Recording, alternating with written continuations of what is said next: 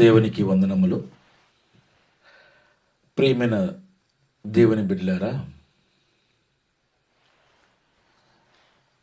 ధైర్యము లేని వారికి, భయపడే వారికి ఒక ధైర్యం కలిగించేటువంటి వాక్యం, బలహీనులకు ఒక శక్తినిచ్చేటువంటి వాక్యము, చీకటిలో నివసించే వారికి వెలుగునిచ్చేటువంటి వాక్యము, నిరాశతో ఉన్నవారికి ఆశ కలిగించేటువంటి వాక్యము. దేవుని వాక్యము ఎప్పుడు నిత్యము జీవము గల వాక్యము, జీవపు ఊట కలిగినటువంటి వాక్యము. మత్తయి సువార్త 24వ అధ్యాయము 35వ వచనంలో ఏముందంటే, ఆకాశము భూమియు గతించినను గాని నా మాటలు ఏ మాత్రము గతింపవు. ఆకాశము గతించినను, భూమి గతించినను, నా మాటలు గతించవు. నా వాక్యములు గతించవు. నా వాక్యము జీవము గల వాక్యము, జీవపు ఊట కలిగినటువంటి వాక్యము. బలహీనులకు ధైర్యం ఇచ్చేటువంటి వాక్యము, కృంగిపోయిన వారికి శక్తినిచ్చేటువంటి వాక్యము, చీకటిలో ఉన్న వారికి వెలుగునిచ్చేటువంటి వాక్యము, నిరాశతో చెందేటువంటి వారికి ఆశ కలిగించేటువంటి వాక్యము,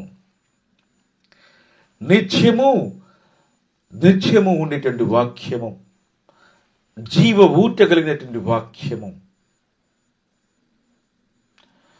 ఒక గ్రామంలో రాజయ్య అని ఒక వ్యక్తి నివసిస్తుండేవాడు. రాజయ్య కొంత పంట పొలం ఉన్నది. ఆ పంట పొలంలో పంట వేసినప్పుడు తనకు అనుకోకుండా అప్పులు అయినాయి. తనకైనటువంటి అప్పులు తనకున్న ఆస్తి కంటే రెండంతలుగా అప్పులయ్యాయి. అప్పులు తీర్చలేక మనోవేదనకి గురవుచున్నాడు. ఏం చేయాలో అర్థం కాని దీనమైన స్థితిలో ఉన్నాడు. నిత్యము ఆవేదన చెందుచున్నాడు. నా సమస్యలు ఎలా పోతాయి, అప్పులు ఎలా పోతాయి అని. తనకి ఆరోగ్యం కూడా సహకరించట్లేదు. అలాగే తను ఏదైనా పని చేద్దామన్నా అప్పు ఇచ్చేవారు లేరు. తనకు ధైర్యం కలిగించేవారు ఎవరు లేరు. తను రోజు బాధపడుచు తన ఇంటి ముందు కూర్చునేవాడు. ఇంటి ముందు కూర్చొని బాధపడుతుండేవాడు. నాకున్న అప్పులు, సమస్యలు ఎవరు తీరుస్తారు, ఎలా పోతాయని భయానికి గురై మరి అతను భయంతో జీవిస్తున్నాడు. అటుగా వెళ్తున్న ఒక విశ్వాసం చూసి, ఏంటి రాజయ్య, నేను 3 దినములను చూస్తున్నాను, నువ్వు ఇంటి ముందే కూర్చున్నావు, ఒక్కడవే బాధపడుచున్నావు, నీ బాధ ఏంటోనని, నీ సమస్య ఏంటోనని అడిగినప్పుడు అతను అంటాడు, నాకు సమస్యలు, అప్పులు అయ్యాయి. నేను చేసిన అప్పులు నాకున్న ఆస్తి కంటే 2 అంతల పైననే 3 అంతల దాకా మరి ఎక్కువగా ఉన్నాయి. నా ఆరోగ్యము క్షీణిస్తున్నది, అప్పిచ్చేవారు ఎవరు లేరు. ఈ సమస్య నుంచి నేను ఎలా బయటికి వెళ్ళాలి, ఎలా ముందుకు రావాలి, ఎవరు నన్ను ఆదుకుంటారు, కనీసం నాకు ధైర్యం చెప్పేవారు కూడా లేరు అని చెప్పేసి తనకున్న ఆవేదన అంతా కూడా ఆ విశ్వాసకు చెప్తాడు. అప్పుడు ఆ విశ్వాసం అంటాడు, నువ్వు భయపడకు, నేను నిన్ను ఒక దగ్గరికి తీసుకెళ్తున్నానని ఆ విశ్వాసి ఆ రాజీని తీసుకొని వెళ్ళి మరి ఒక పరిశుద్ధమైనటువంటి దేవాలయం అంటే చర్చిలోకి తీసుకెళ్తాడు. అక్కడ ఆరాధన స్టార్ట్ అయింది. ఆరాధనలో వాక్యమును చదువుతుండగా మరి యెషయా గ్రంథము 41వ అధ్యాయం 10వ వచనములో ఏముందంటే ఆయనకి వాక్యం చదువుతున్నారు. ఇక్కడ భయపడకము, నేను నీతో ఉన్నాను, విస్మయపడకము, నేను నీ దేవుడనని వాక్యం ఇచ్చి ఉన్నది. అంటే భయపడకము, నేను నీతో ఉన్నానని. దేవుడు ఎవరైతే భయం పడుచున్నారో, ఎవరైతే బాధలు పడుచున్నారో, ఎవరైతే సమస్యలతో బాధపడుచున్నారో, ఎవరైతే ఆర్థికమైన సమస్యలతో బాధపడుచున్నారో, లేదా ఎవరైతే ఆరోగ్యపరమైనటువంటి సమస్యలతో బాధపడుచున్నారో వారందరికీ నేను తోడై ఉన్నానని వాక్యము సెలవిచ్చినది. ఈ వాక్యము విన్న రాజయ్య ఎంతో ఆనందించినాడు. దేవుడు నాతో ఉన్నాడు కాబట్టి నాకు మంచి వాక్యం విన్నాను, వాక్యానుసారంగా జీవిస్తానని చెప్పేసి తన ఇంటికి వెళ్ళిపోయి మరి ధైర్యంగా ఉండి తన యొక్క పనిని సాగటం, తన యొక్క పనులను, వ్యవసాయ పనులన్నింటినీ కూడా చేస్తూ ఉన్నాడు. ఎక్కడైతే తను నష్టపోయినాడో, ఎక్కడైతే ఇబ్బందులు పడ్డాడో ఆ యొక్క సమస్యలన్నీ కూడా దేవుని మీద విశ్వాసం కలిగి ఉండి పనిచేస్తూ తన సమస్యలన్నీ ఒక్కసారి తీరలేదు, కానీ కొద్దిగా తన యొక్క సమస్యలన్నీ తీర్చుకుంటూ తనకు ఒక ధైర్యాన్ని, ఒక విశ్వాసాన్ని, ఒక నమ్మకాన్ని కూర్చుకున్నాడు. అలానే బలహీనులైనటువంటి వారికి బలహీనులకు దేవుడు ఒక శక్తినిస్తాడు. వాక్యం ద్వారా శక్తినిస్తాడు. జీవము గల వాక్యం ద్వారా శక్తినిస్తాడు. ఒక గ్రామములో రూతు అని ఒక విశ్వాసి జీవిస్తూ ఉన్నది. తను ఒక విధవరాలు. తనకు ఒక 4 కుమార్తెలు ఉన్నారు.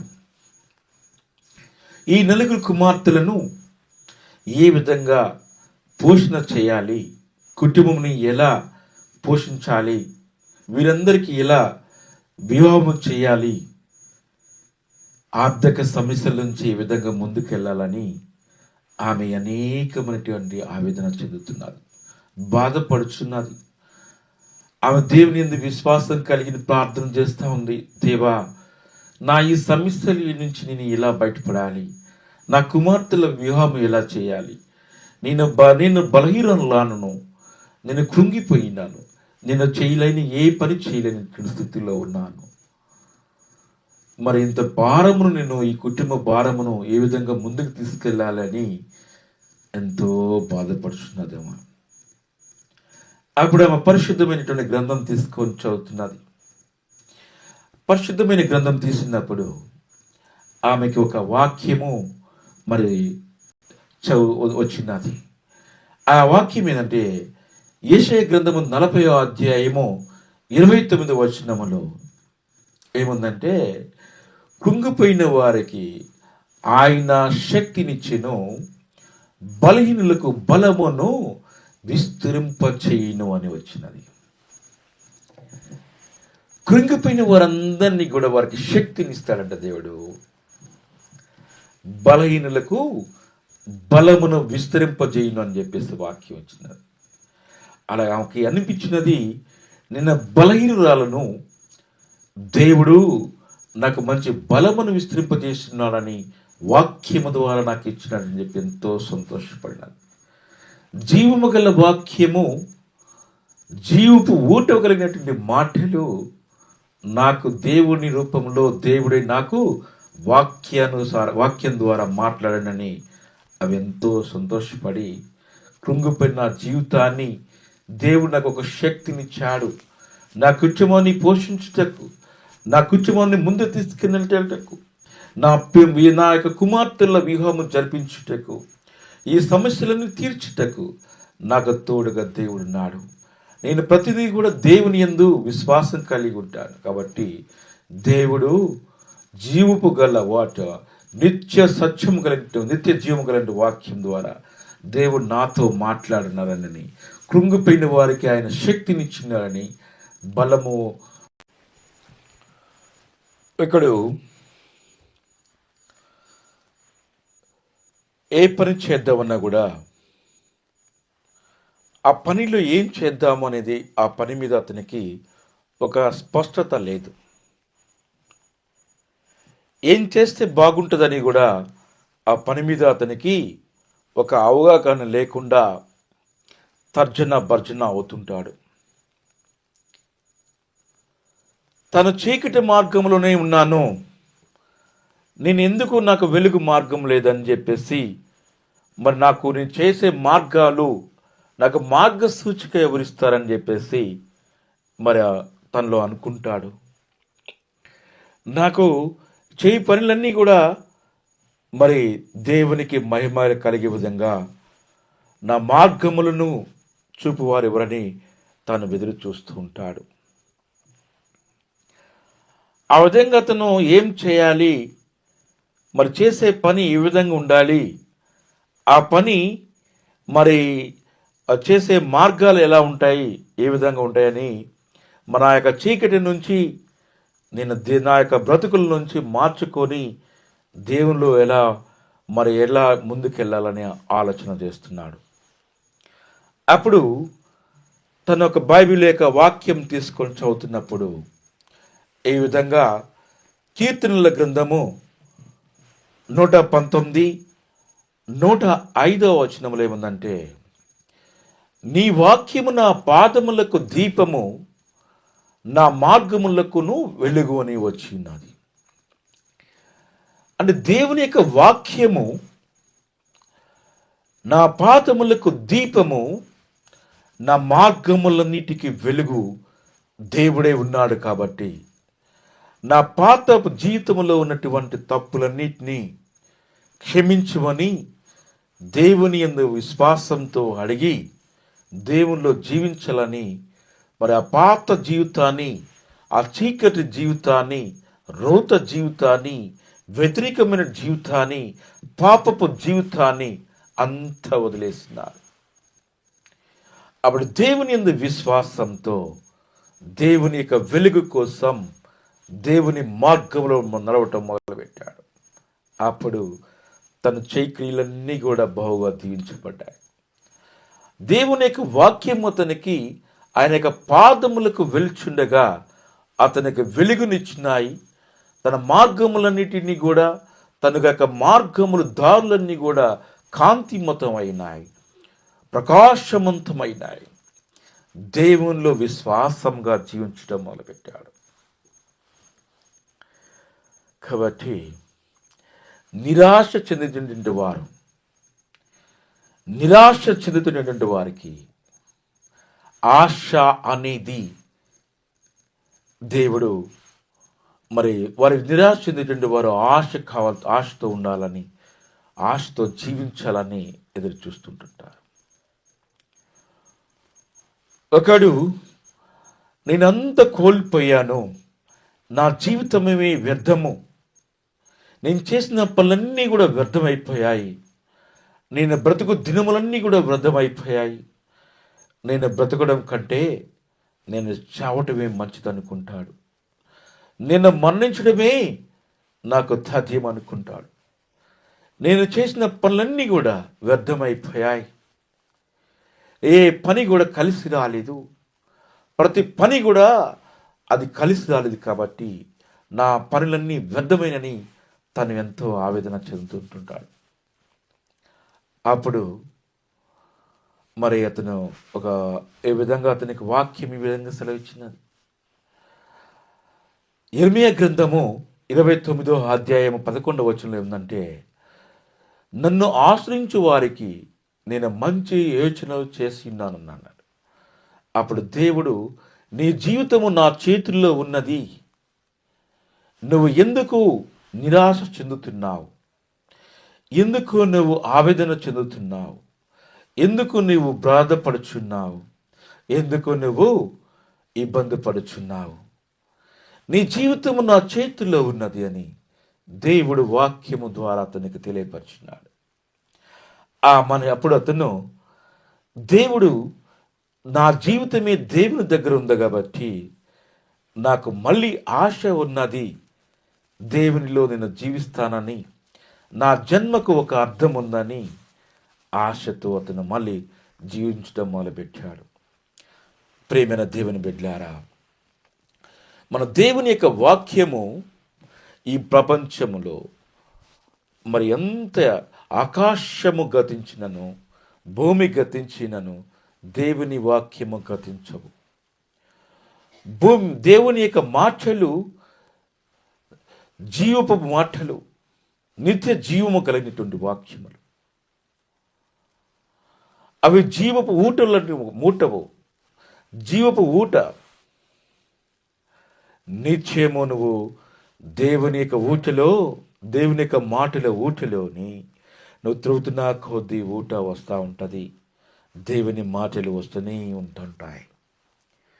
దేవుని యందు విశ్వాసం కలిగి ఉండి యథార్థమైనటువంటి జీవితం జీవించాలి. ఎందుకంటే నీ స్థితిగతులను వెరిగినటువంటి దేవుడు. ఆకాశము గతించినను, భూమి గతించినను దేవుని వాక్యము గతించవు. జీవపు ఊటగల మాటలు. నువ్వు బలహీనువని, నువ్వు బలము ధైర్యము లేనటువంటి వాడవని, చీకట్లో ఉన్నటువంటి వారికి కూడా వెలుగునిచ్చి, ధైర్యమునిచ్చి, శక్తినిచ్చేటువంటి దేవుడు. వాక్యము ద్వారా మాట్లాడగల దేవుడు. వాక్యము ద్వారా నీ స్థితిగతిని మార్చగల దేవుడు. జీవపు ఊటగలిగిన దేవుడు. వాక్యము ద్వారా నీతో మాట్లాడగల దేవుడు. నిత్యము జీవము గల వాక్యము, దేవుని వాక్యము.